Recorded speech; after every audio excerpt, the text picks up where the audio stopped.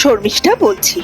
এর ঠিক আগের ব্লগটিতে শ্রীরামপুর রাজবাড়ির কিছু পুজোর ঝলক আপনাদের সাথে ভাগ করে নিয়েছিলাম। অনেকেই কমেন্ট করেছেন যে এই অজানা জমিদার বাড়ির পুজো দেখে আপনাদের বেশ ভালো লেগেছে। আসলে কি হয়েছে জানেন, এই 5-6 মাস যা আমার সাথে অভিজ্ঞতা হয়, নতুন নতুন অভিজ্ঞতা বলুন, ভালো লাগার অভিজ্ঞতা, ছোট ছোট সুন্দর মুহূর্ত, আমার মনে হয় ইউটিউব পরিবারের সদস্যদের সাথে ভাগ করে নিই। আজকেও ঠিক তেমনই করলাম। পুজো শেষ, কিন্তু পুজোর রেশটা যেন আমাদের কারোরই মন থেকে যাচ্ছে না। নবমীর দিন এই দেখছেন যে পুজোটি, এটি লেক মার্কেট চত্বরে একটি পুজো। ঠাকুর কিন্তু দেখেছেন কালো পরিধানে সজ্জিত, কালোতেও যেন আলো। এরপর আমরা চলে গেলাম সমাজসেবী। এবারের থিম পথের পাঁচালী। 2025 সালে সমাজসেবী দুর্গাপুজো আবারও নতুন উদ্যমে, নতুন আলোয় শুরু হয়েছে। এই পুজোর মূল ভাবনা শুধু আনন্দ আর আড়ম্বর নয়, বরং সমাজের কল্যাণে কিছু করা। পথের পাঁচালী থিমের মাধ্যমে প্রতিবারের মতো এবছরও সমাজসেবী ক্লাব তাদের পুজোর মাধ্যমে মানবিকতার বার্তা ছড়িয়ে দিচ্ছে। মা আসেন সবার ঘরে, সবার মুখে হাসি ফোটাতে।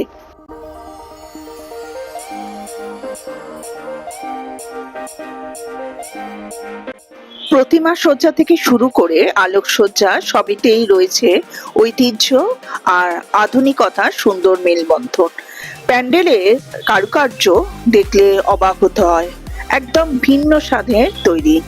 এই পুজো কেবল দেবী বন্দনার নয়, মানুষকে মানুষ হিসেবে ভালোবাসার উৎসব।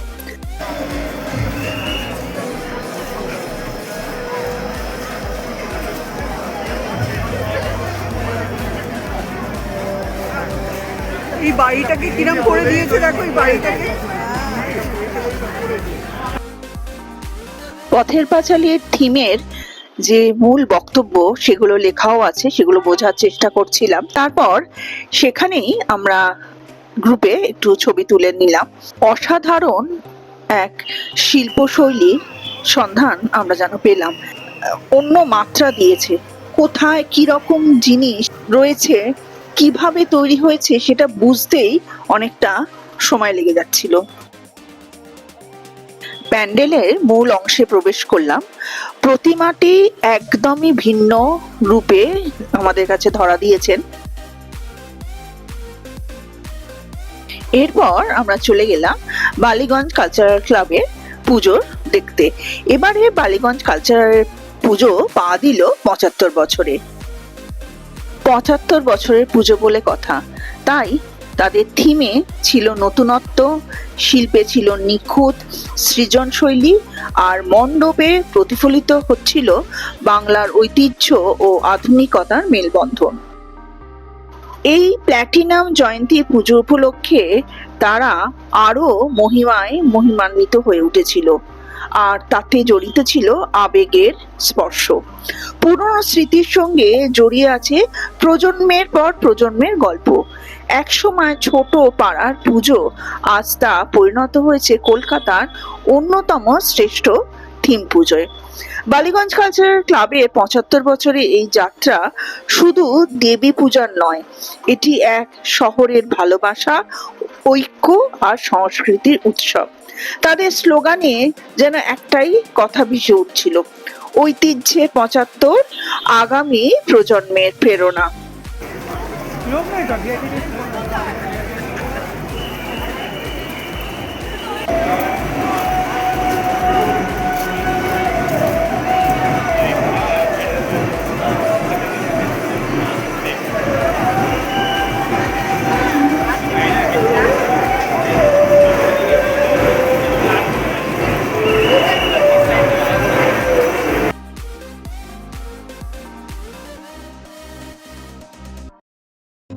আমরা গুটি গুটি পায় প্রতিমা দর্শনের জন্য এগোলাম। মূল মণ্ডপের অংশে ঢুকে দেখলাম অসাধারণ অসাধারণ এক শৈল্পিক কাজ, আর প্রতিমা ছিল অনবদ্য।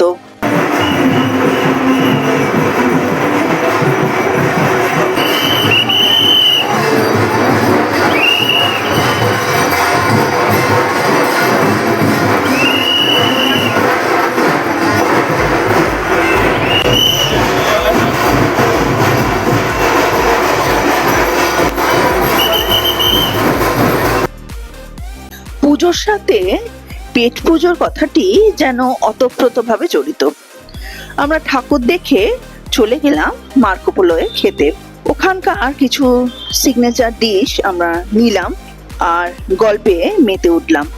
খাবারগুলো আপনারা যদি বলেন আমাকে রেটিং দিতে, প্রতিবারের যতবারই আমরা মার্কোপোলোতে খেয়েছি এবারে সেই ভালো লাগাটা একই সমপরিমাণই ছিল।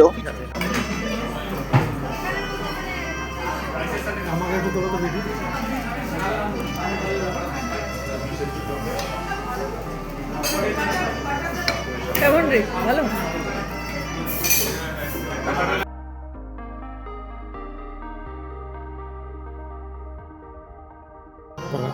নবমীর রাত মানে বিদায়ের সুর।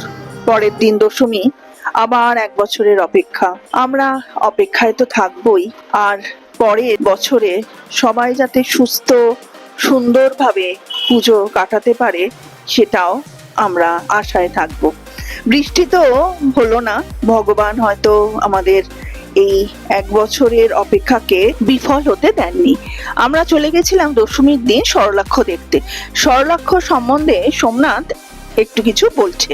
সরলাক্ষ হোমস শার্লক হোমসের বাংলা অ্যাডাপ্টেশন হাউন্ড অফ ব্যাসকারভিলসের বাংলাটা ওরা করেছে, খুবই ভালো করেছে। সায়ন্তন ঘোষাল ডিরেক্টর, ঋষভ বাসু শার্লক হোমসের রোলটা করেছে, আর অর্ণ মুখার্জি রোল করেছে হচ্ছে সাকরেত, ডক্টর ওয়াটসন সেই রোলটা করেছে। খুবই ভালো সিনেমা, পদ্মনাভ দাশগুপ্ত স্ক্রিপ্ট, ভালো লাগবে, একদম ট্রেন্ডিং সিনেমা, এবং ওরা সম্ভবত এরপরে আরো অনেকগুলো পার্ট করবে। চলে গেলাম মেয়ের প্রিয় ক্যাফে, রোস্টারি ক্যাফেতে। এই যে এটা দেখছেন, এটা হচ্ছে চিজ কিমা পাস্তা। যদি রোস্টারি ক্যাফে কোনোদিনও যান, এইটা একবার ট্রাই করবেন। এছাড়া আগের একটি ব্লগে যেখানে বলেছিলাম কিছু সিগনেচার এদের আইটেম আছে, সেগুলোই আবার নিলাম। আর এক্সট্রা যেটা নিলাম সেটা হচ্ছে স্যান্ডউইচ। এদের স্যান্ডউইচটাও বেশ ভালো। খাওয়া দাওয়ার পর্ব মেটানোর পর আমরা একটু নিজেদের মধ্যে ছবি তুলে নিলাম, যেটা সচরাচর আমরা করে থাকি। পুজো শেষ, আবার একটি বছর অপেক্ষা রইলাম। আজকে সকালে মনটা বেশ ভারাক্রান্ত, কিন্তু বাগানের ফুলটি দেখে মনটা একটু আনন্দই হলো। আজকের দিনটি আর একটি কারণে স্পেশাল, সেটি হলো মেয়ের হাতে লুচি ছোলার ডাল খাওয়ার উত্তেজনা আর ধরে রাখতে পারেনি। প্রথম ও রান্নাঘরে ইচ্ছে প্রকাশ করলো লুচি আর ছোলার ডাল করবে। দেখুন লুচি কি ফুলছে।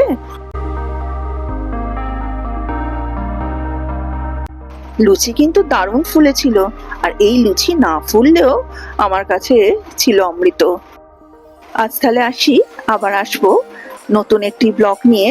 বিজয় সম্মেলনীর কিছু আনন্দের মুহূর্ত আপনাদের সঙ্গে ভাগ করে নেব। ভালো থাকবেন, সুস্থ থাকবেন, শুভ বিজয়া। আর আমার ব্লগটি দেখবেন কিন্তু সাবস্ক্রাইব করতে ভুলবেন না।